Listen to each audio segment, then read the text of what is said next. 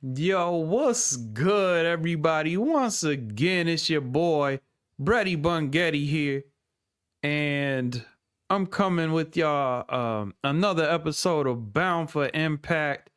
And this one is a little different. I've never been live before, so I'm gonna go live on this one, and I'm gonna shoot from the hip. I kind of there's a lot of things a lot of topics that I want to talk about here. I want to talk about how all of these rumors that are circulating TNA.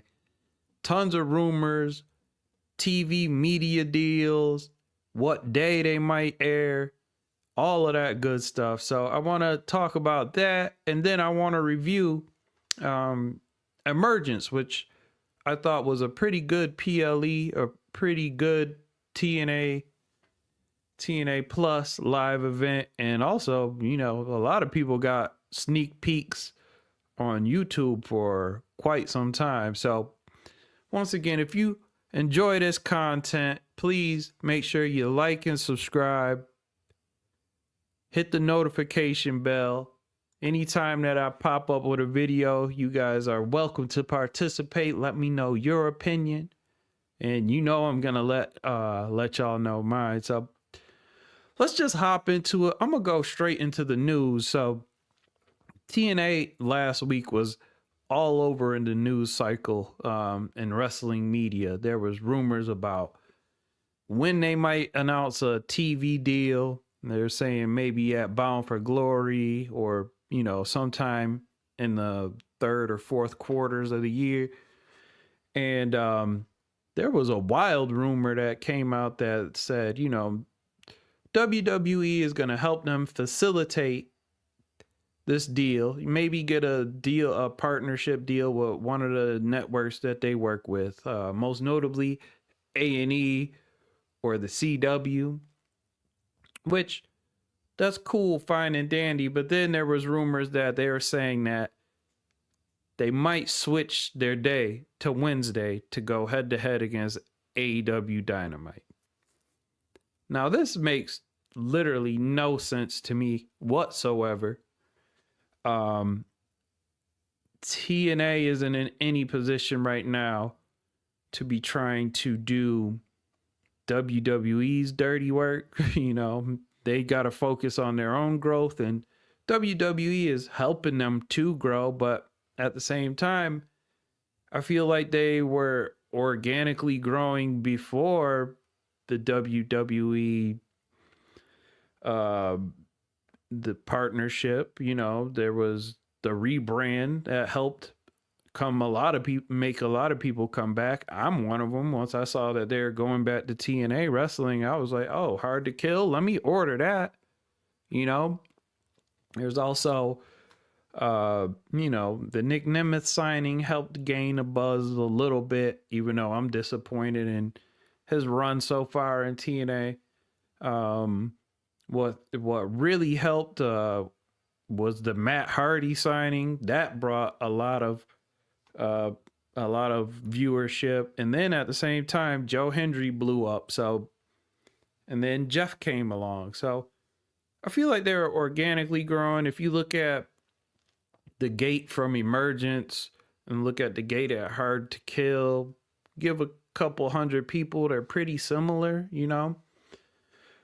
But also, it would be naive to say that the WWE hasn't helped spark a lot, right? They given their fans the A-OK to go check out TNA. And TNA has been capitalizing off of it. And good for them. But, I've had my issues with this partnership creatively.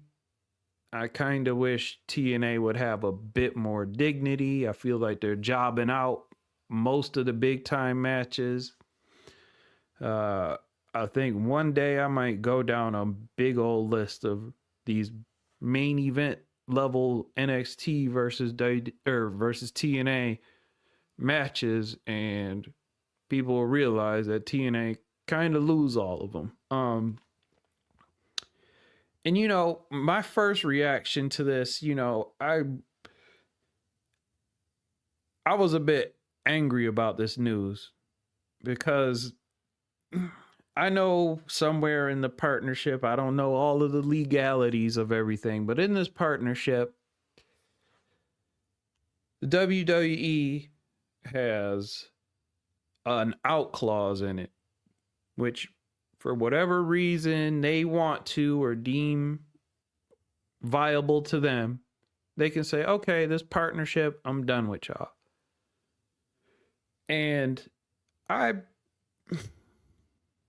I'm old enough to have witnessed what happened when WCW was acquired, you know, and I know the product that came after that.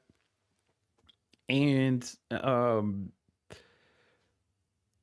as a wrestling fan, I don't love the way the WWE is able to financially bully everyone around for the most part. For the most part. Now, one of the things that I would be concerned about is WWE say, hey, TNA, do your bidding. You guys are willing to do anything for this TV deal. Here, you guys go on CW Wednesdays nights, go head to head against AEW Dynamite, and then with their out clause, they just pull out of the partnership. Now, I don't think they would do that. There would be no reason for them to do that, but legally, they very much could if they wanted to. So then also the news that comes with these rumors is that WWE has the rights to refuse any purchase of TNA. So if TNA was to sell, if Anthem were to sell TNA, then the WWE basically say, hey, if you guys aren't willing to play, be pals with us, then no, you can't purchase TNA. We will. So, those are business tactics that, I'm a little weary of. I hope that they don't get to exercise any of those. I think TNA fans are a little naive if they really think they can be a number two anytime soon. AEW is doing pretty well for themselves. Number one cable show last week was AEW Dynamite. They're selling out 17,000 at arenas, So, TNA, even with WWE's backing, I don't think could do WWE's bidding. WWE put NXT against AEW Dynamite, and that didn't fare too well for them either. So, my thing is, I don't want TNA in their quest for growth. I know that it hasn't been very financially viable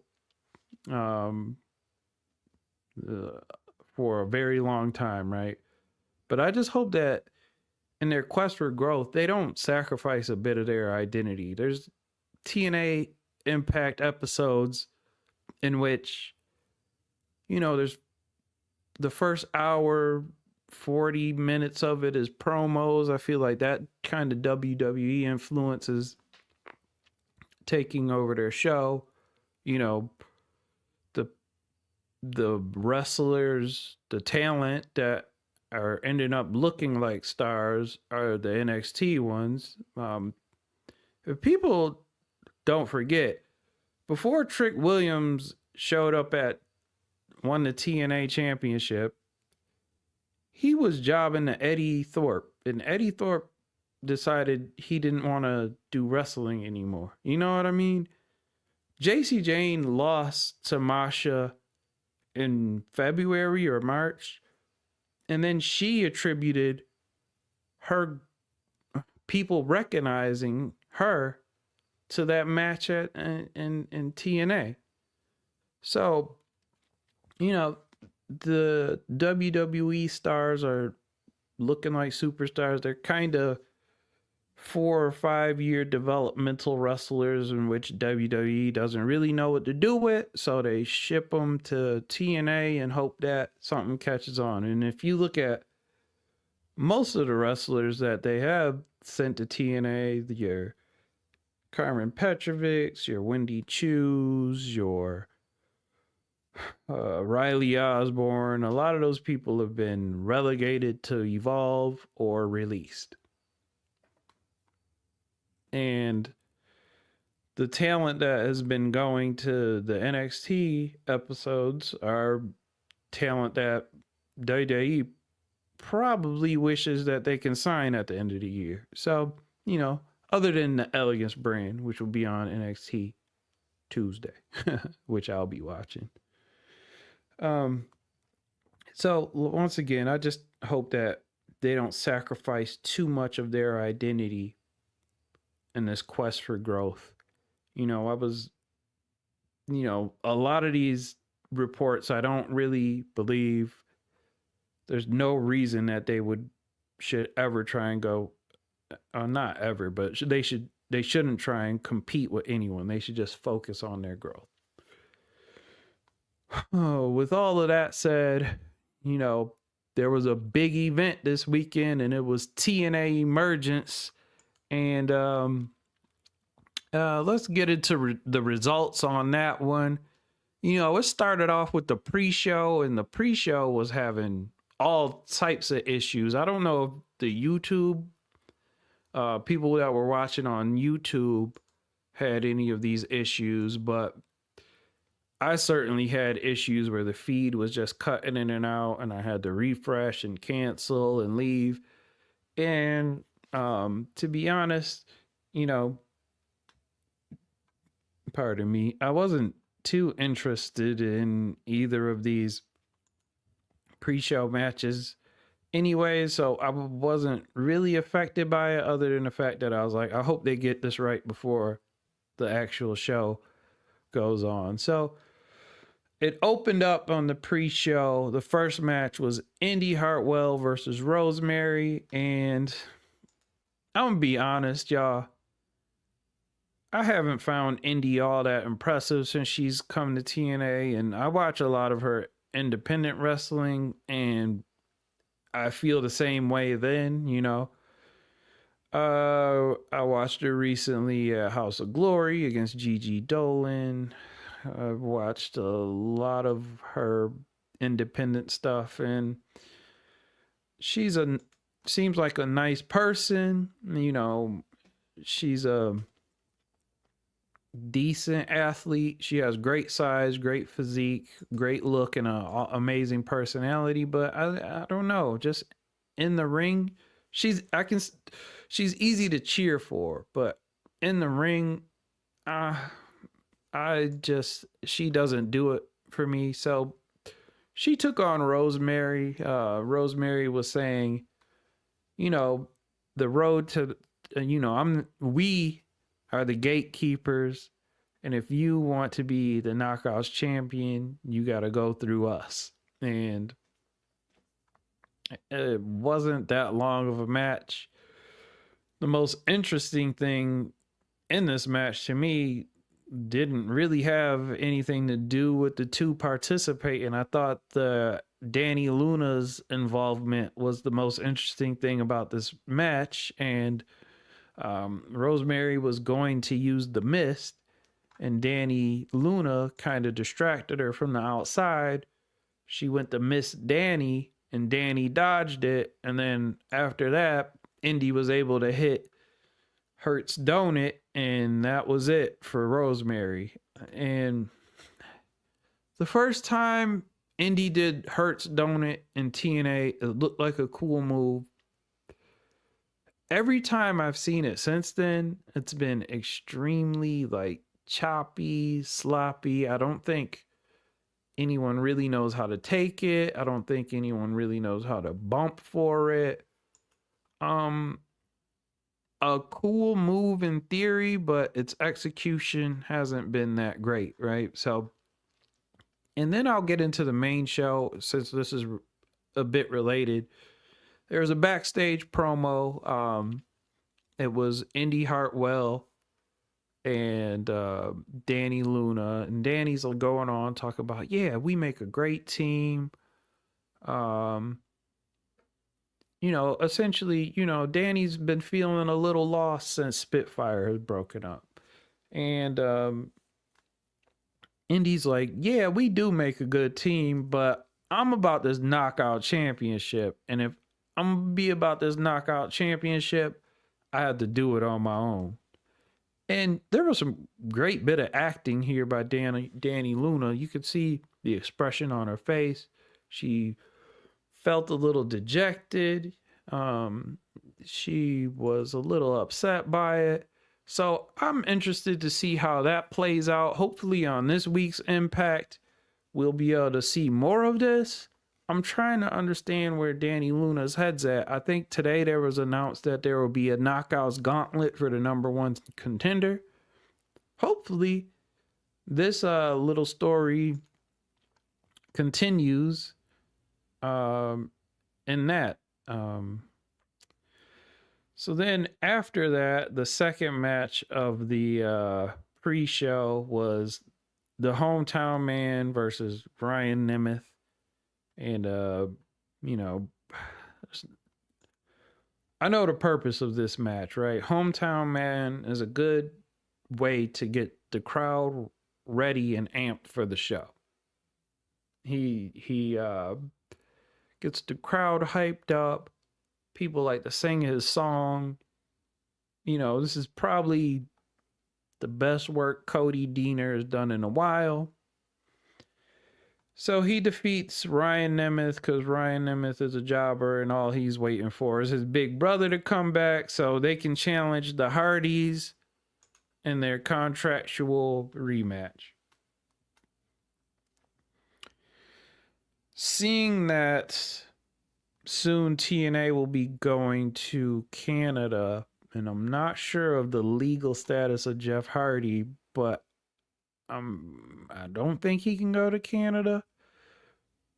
I kind of expect some shenanigans to happen. I will get into the Hardys later on the show, but I'm hoping that in time for Bound for Glory, not Bound for Impact this show, but in time for Bound for Glory, they don't necessarily have to have the titles, right? It might be time to put someone else over. Maybe First Class, maybe the Great Hands. Well, we'll see. So anyways, that was it for the pre-show. So let's get into the main show. And this one starts off with a bang. The first match, we go X Division Championship match. Leon Slater versus Cedric Alexander. And this was my match of the night. And one of the things that I really liked about this match is that it set the tone very early into the match. Cedric Alexander took a move that hurt his, I think it was left leg, left knee area. He was selling that the whole match, and Leon Slater suffered a high impact move from the that hurt his back, right? And so it was a great back and forth match. You could tell that Cedric Alexander was trying to focus on that back of Leon Slater, and Leon Slater on the leg. There were some pretty cool spots in it. Cedric Alexander hit Leon Slater with a really nice fisherman brainbuster. There was a series of German suplexes, and Leon Slater, he gonna get his stuff in. He got in all of the moves that you kind of expect from him. Hit him with a Swanton 450, perfect form every single time. I was talking about Indy Hartwell and Hurts Donut, and how first time she did it in TNA, it looked cool. And the times after that, it's been a little sloppy, but Leon Slater's 450, perfect almost every single time. Pretty much perfection. So another big victory for Leon Slater. You know that he's going to be hopefully around in TNA for a very long time, and he's got the most potential of anyone on the roster. So moving along here, second match we get into is Mustafa Ali versus Matt Cardona. And the results of this one was a little bit of surprise. And you know what? You know, I've said in previous episodes that that I would love to see them book Order 4 really strong, and they have for the most part since then. Ali defeated Cedric Alexander, and they've had plenty of momentum ever since then. And you know what? I'm okay with this. I'm okay with this because there should be surprises every now and then, right? Everything else on this card was pretty predictable for the most part. So it was a nice little surprise. Matt Cardona ends it with a like a roll up. And you know, there was a lot of Order 4 shenanigans in it, but you know, you know, it was a pretty decent match. You know, it wasn't the best for Mustafa Ali, and it probably wasn't the best for Cardona, but it seems like Cardona is invested in TNA this year. He's been showing up a lot. Last year he was just kind of like, okay, if y'all need me, holla at your boy. This year he's been there very frequently, which kind of makes me think that he's just trying to get Zack Ryder back in the WWE. But hey, more power to him, you know. After the match, the Order 4 jumped Cardona. Agent Zero hit him with that choke slam, double hand choke slam / power bomb. You know, then the system comes out. They come out to help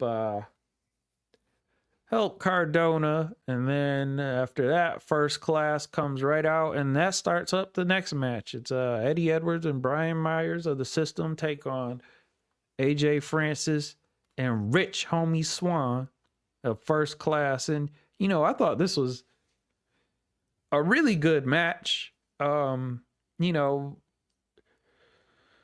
the TNA men's tag team division needs to be revamped a bit, but you know, I'm happy to see Rich Swann back, and they're the Baltimore boys. They're in front of a hometown. They got a bit of a pop when they came out.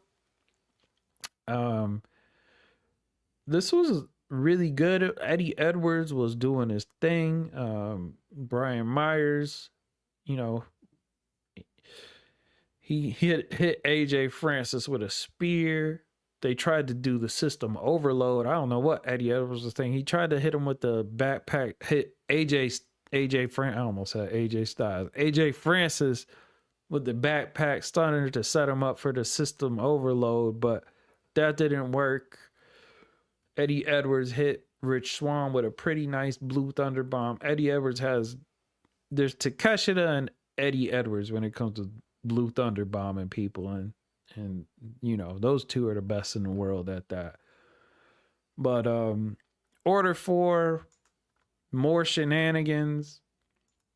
They got very involved with this match. They sent the security guards out there.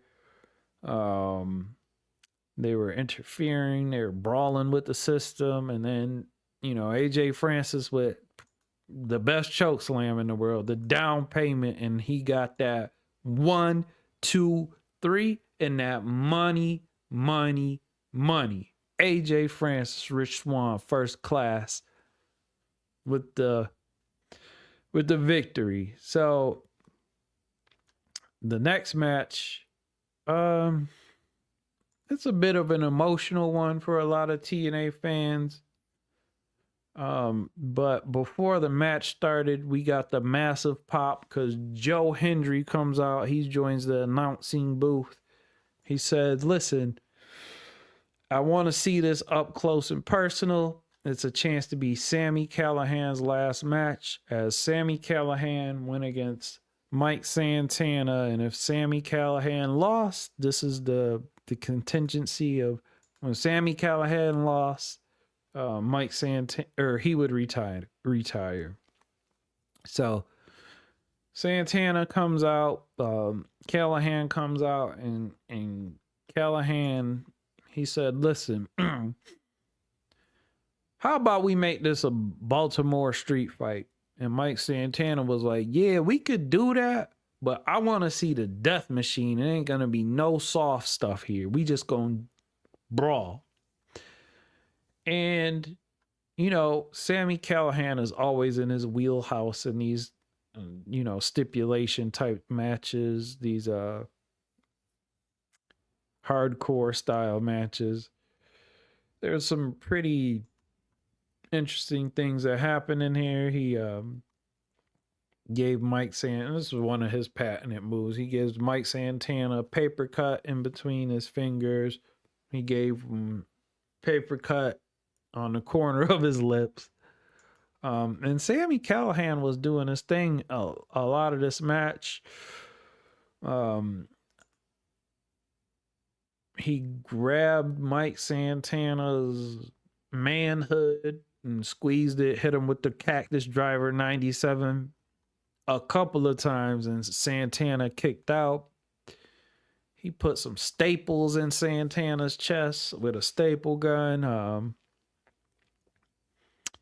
But it just wasn't enough. So eventually Santana hit him with the spin the block, and that was it for Sami Callihan and his career. And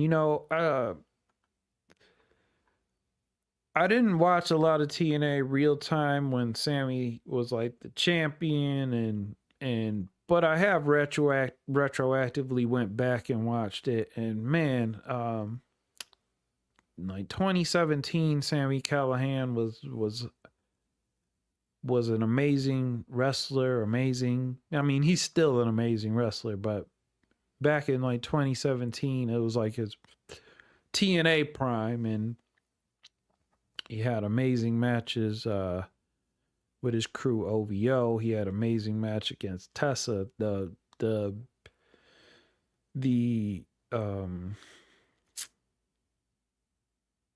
The humility for Sami Callihan to be a part of history and lose his championship to Tessa. He's a great locker room guy, and he definitely has a TNA locker room job. So, I mean, it might be the last that we see of him in ring, but we'll be seeing Sami Callihan around, and who knows, maybe someday he'll get the itch to hop back in the ring one more time. And if not, good for him. Great career. And ultimately, there's not too many people that become world champions. So that etches him down in history, right? In TNA history. So after that, he leaves his boots in the ring, and then there's a little backstage segment, which I'm not a fan of it, but also I kind of am. I'm a little torn on it. So Sami walks backstage, and everyone is giving him hugs and shaking his hands and congratulating him on a wonderful career. And then he's talking to Hendry, and Eric Young comes up, and Eric Young is just like, he's like, Hendry, this is all your fault because you lost the TNA title to Trick. And I like it because the world-class maniac Eric Young has been making some sense of late. he went like a whole month of just speaking nonsense and us not knowing what he's talking about, but he's making sense in this instance. I just don't like the timing of it. We could have just let Sammy have that, you know what I mean? But the show must go on, the stories must be told. So on to the next match.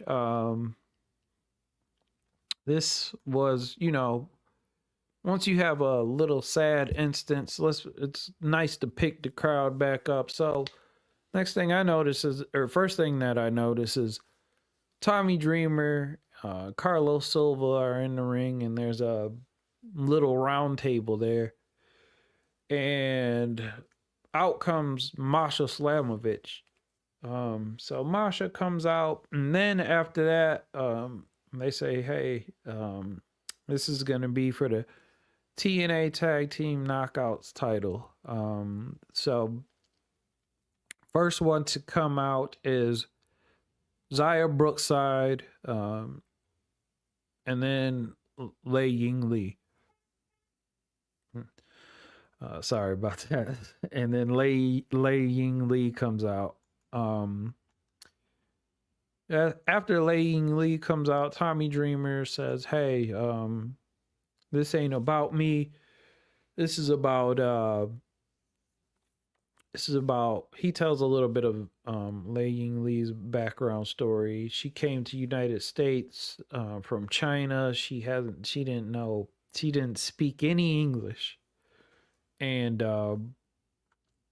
now, she works hard. She's has a successful career. Sorry about that. And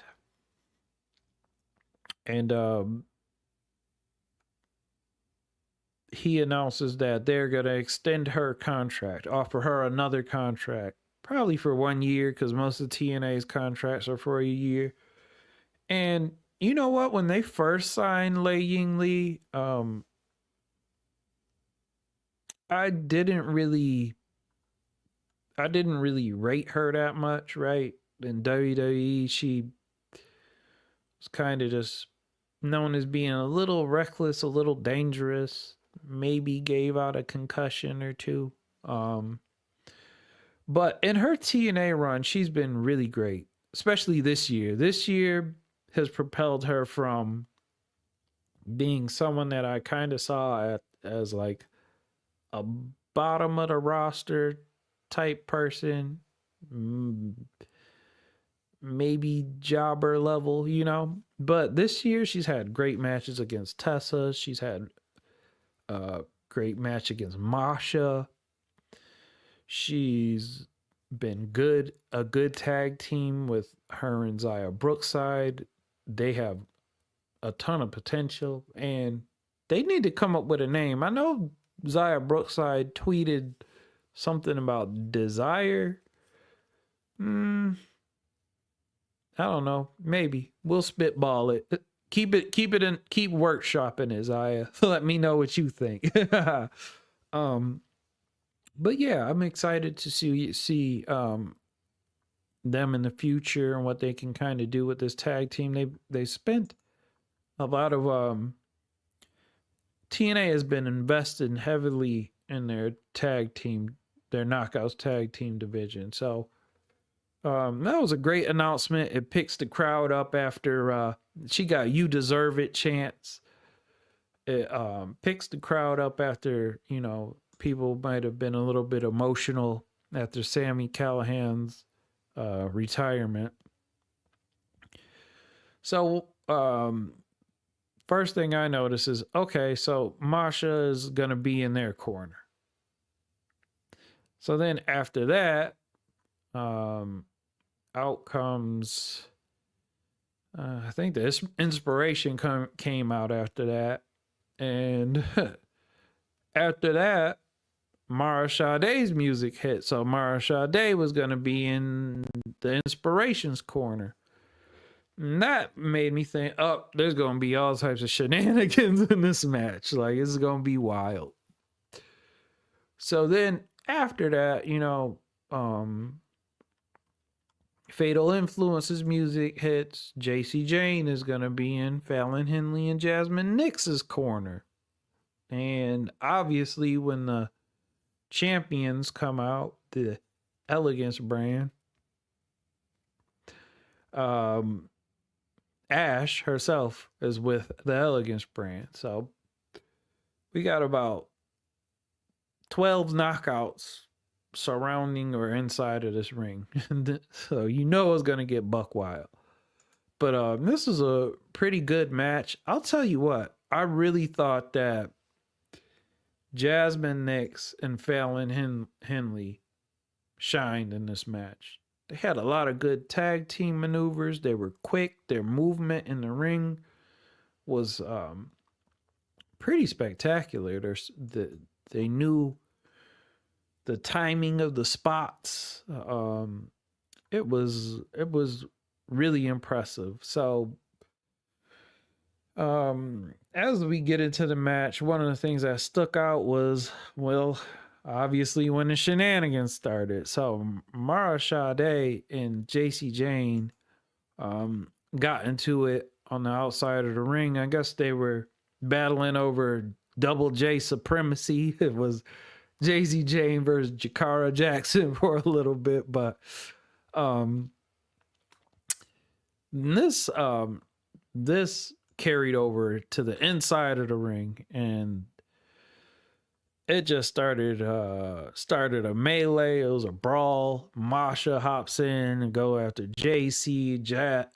Ash hops in, and it becomes a melee.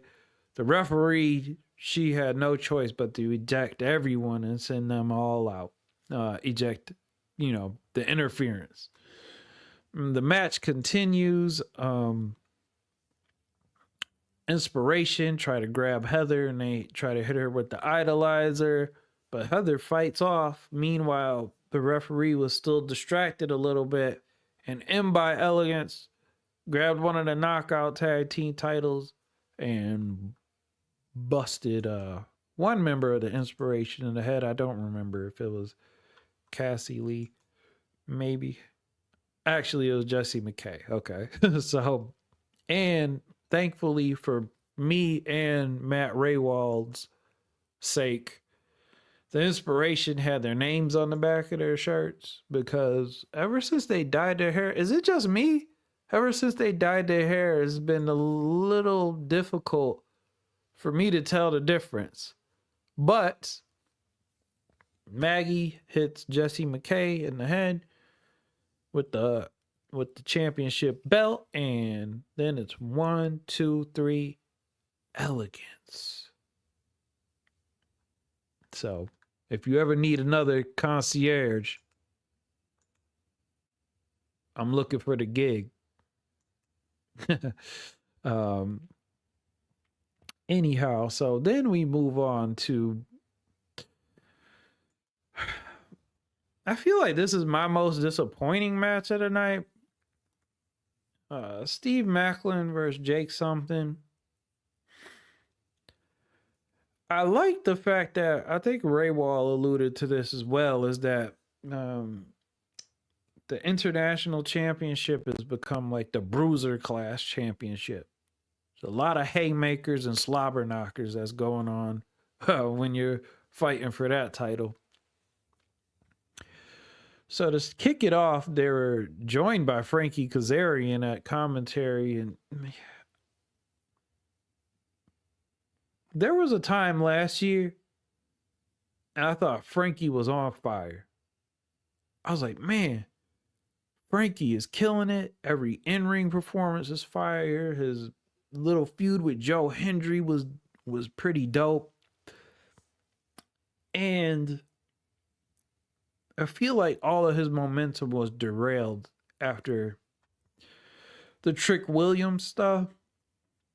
So after Trick Williams gained the TNA title, Frankie's kind of been in limbo. They haven't really known what to do with him. He has his little guest show, and he is busy on commentary every other week when they allow him to be. Um, so he joins. He's making a bunch of kind of corny jokes about Jake something not having a last name, and he's calling him like Sinatra, Jake, whatever, Skellington. Who cares?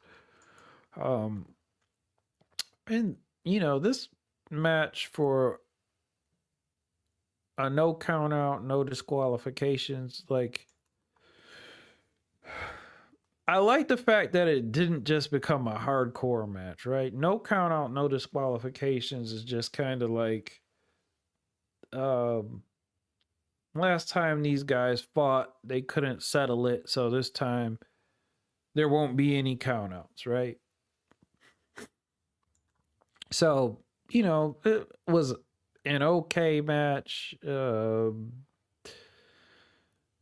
Macklin hit Jake something with an Olympic slam, if I remember correctly.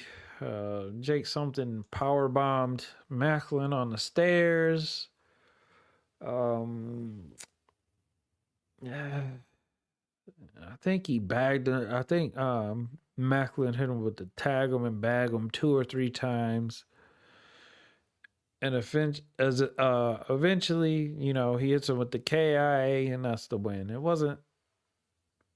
a wasn't a too exciting of a match. It was kind of lightweight bruiser in comparison to the work that Macklin has been doing since he's won this title. And Jake something needs to go to the drawing board and maybe figure something out. I feel like he's another person that's kind of lost in limbo. You see him, he has this unique look to him. He's built like a gorilla, right? um, he's a great wrestler in ring. I think, TNA struggles to book him because they don't know what to do with his character. And, maybe they can figure something out for Jake something because he's obviously talented. He's obviously a great wrestler. What can we do to propel him, or what can he do to propel himself to the next level where they feel like he is worthy of getting a title? But Jake something, keep doing your thing, man. All of us TNA fans is rooting for you. We just got to figure out what to do with you booking wise. And then on to the next match. Here we go. Massive pop, and it's the Hardy Boys. They'll be taking on the Rascals, which is in the iteration of Zachary Wentz and Myron Reed. Big shout out to Trey Miguel, man. I hope everything goes well for you. We still praying for you, man. And the Hardys are at a point in their careers where they can't really carry matches. They can just get their spots, right? So you're gonna get your patented Hardy Boys tag team maneuvers, your Willow and the Wisps, and all of their their patented moves, the side effect, the delete, Swanton, and obviously the twist of fate, right? But I was highly impressed with Myron Reed in this match. That move that he does, the flame on, that's crazy, brother. You gotta eliminate that from the arsenal. You're gonna hurt yourself, man. Like, I get nervous every time he does that. This time he tried it on Jeff, and Jeff ended up catching him. And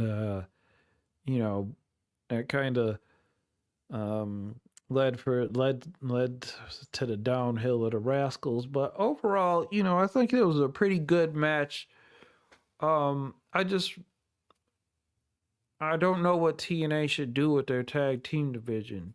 Um, Maybe they get a TV deal soon and they start invested in some tag teams. I hear that the Private Party is out there. Maybe they just take some of these singles wrestlers. Maybe they take Jake something. We don't know what to do with you.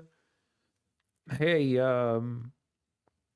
join up with someone else and you're a tag team now. I know they tried to do it with him and Hammerstone last year.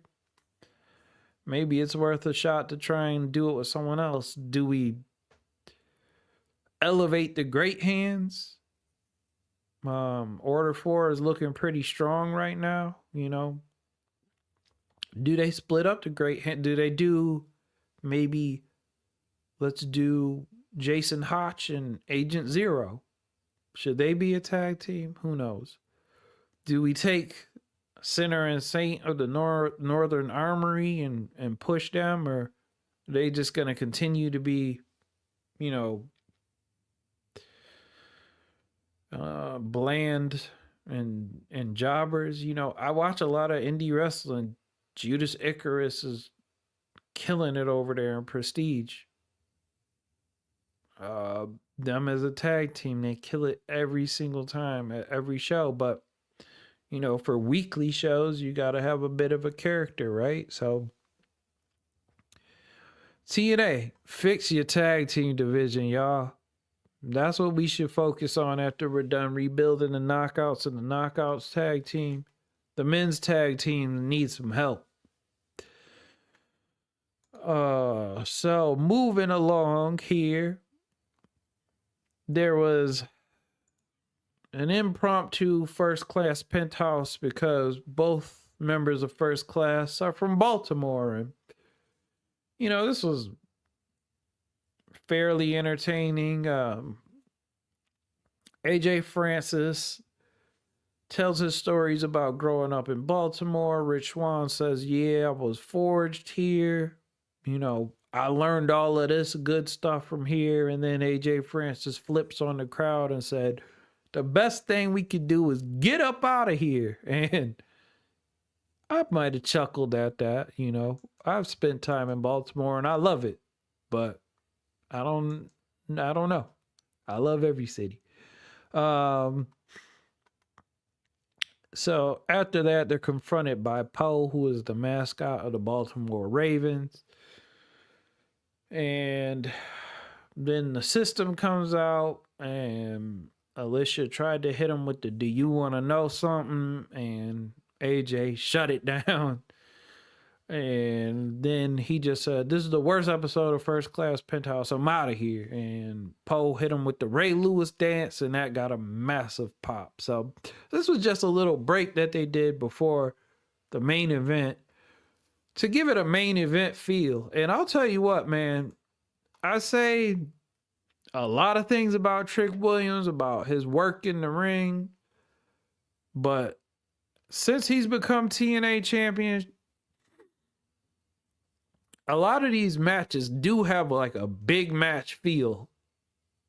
The crowd are really into it. I mean, Trick Williams versus Moose in Moose's hometown. Let's talk about it, as Trick would say. So it starts out, Moose enters the ring. He gets the hometown pop. Trick Williams comes out and I feel like he hopped on the mic first. He said, hey, I'm a beat a Moose in front of his hometown. Yada, yada, yada, right? I'm the man carrying two brands. All of his rhetoric, all of his smack talk, right? So Moose, he's tasked with, hey, win our title back. And before this match was even announced, I said, Moose, you ain't gonna win that title back. Trick gonna win. And so anyways, it was listen, I'm gonna give him his props. I've been low key, not low key. I've been high key hating on Trick Williams inside of the ring. Moose versus Trick Williams was Trick Williams' best match, maybe in his career. I watched his NXT stuff too. This was a great match, especially for Trick Williams. Moose, one of the highlights for me was that step up. You know, he does that step up crossbody. For Moose to be, I don't know if he's really 270. They say he's 270. I don't know. I think I seen an interview with him and he said he got down to 240, but it seems like he bulked up again since then. So he's probably around the 255, 260 range, maybe. Dude is a freak athlete. A freak athlete. You know, the step up crossbody. After that, you know, Trick hit him with his leaping, like that neck breaker that he does. Moose, I like this, you know, since Moose is a face, he can show off a little bit more. So he hit him with a standing Uranagi right into a senton. And then he hit him seconds later with a pop-up power bomb. It was what else happened in that match? Moose hit Trick Williams with a spear, and Trick, being clever, that Trick is retaining his title not because he's better in the ring than everyone at TNA. It's because he's a bit more clever, it seems like. So he got hit with the spear and rolled to the outside of the ring. Can't pin me while I'm outside, Moose. So then they go outside of the ring. Trick Williams beats up Moose right in front of his family. I think he put him through a table. It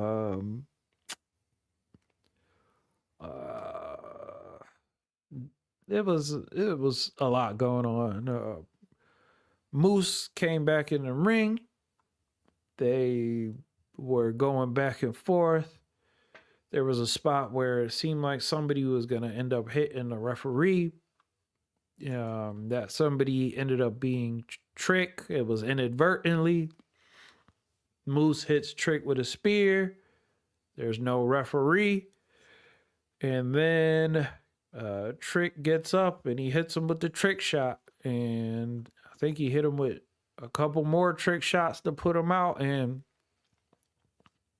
winner and still TNA champion, Trick Williams. Let's talk about it. But overall, I thought Emergence was a pretty good show. Had some great, some pretty good matches. If I were to rate it on a scale of 1 to 10, I'd give it like a 7, maybe. It was a pretty good show. But once again, that's it for me, y'all. Looking forward to this week's episode of TNA Impact. And once again, if you enjoy this show, Bound for Impact, like and subscribe, hit the notification bell, leave some comments, and let me know if I'm off base with anything, especially my WWE comments. If you want to talk about that, if you want to maybe I don't understand some of the legalities of it, if you want to correct me on that, please let me know.